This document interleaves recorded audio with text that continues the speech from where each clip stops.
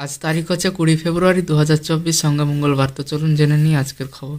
ঝড়গ্রামের পর মেদিনীপুর সফরে যাবেন মুখ্যমন্ত্রী, আগামী মাসেই দলীয় সমাবেশ।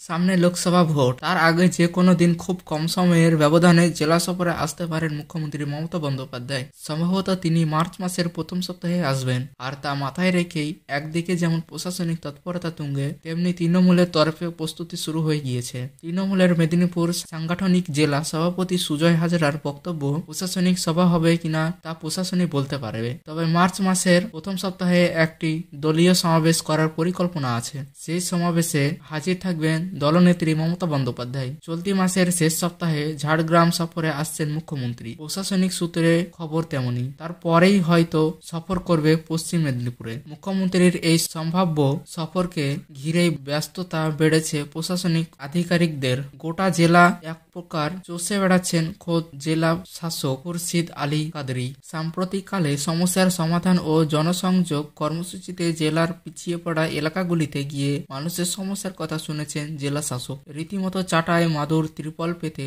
তার উপরেই বসে শুনেছেন গ্রামবাসীদের কষ্টের কথা, চেষ্টা করেছেন সমাধানের, দিয়েছেন আশ্বাসও। আবার 100 দিনের কাজে জব কার্ড হোল্ডারদের তথ্য খতিয়ে দেখতেও নিজে পৌঁছে গিয়েছেন গ্রামে গ্রামে। ছুটছেন অন্যান্য অতিরিক্ত জেলা শাসক থেকে শুরু করে এসডিও বিডিওরাও। উন্নয়নের জন্য সংশ্লিষ্ট সমস্ত বিভাগকে নিয়েও করছেন পর্যালোচনা বৈঠক। এদিকে আসরে নেমে পড়েছে শাসক দল তৃণমূল। মাত্র কয়েকদিন আগেই মুখ্যমন্ত্রী লক্ষ্মীর ভান্ডার প্রকল্পের ভাতা দ্বিগুণ করে দিয়েছে। 500 টাকার জায়গায় এখন থেকে প্রতি মাসে 1000 টাকা করে পাবেন মহিলারা। তার উপর কেন্দ্রের কয়েক হাজার কোটি টাকা বকেয়া থাকলেও 100 দিনের কাজের বকেয়া মজুরি মিটিয়ে দেওয়ার সিদ্ধান্ত নিয়েছেন মুখ্যমন্ত্রী। এই দুটি ইস্যুকে এবার লোকসভা ভোটে মূল ইস্যু করে কাজে লাগাতে চাইছে তৃণমূল। তাই এদিন থেকেই জেলার প্রতিটি গ্রাম পঞ্চায়েতে এলাকায় জব কার্ড হোল্ডারদের সুবিধার্থে সহায়তা কেন্দ্র খোলা হয়েছে দলের পক্ষ থেকে।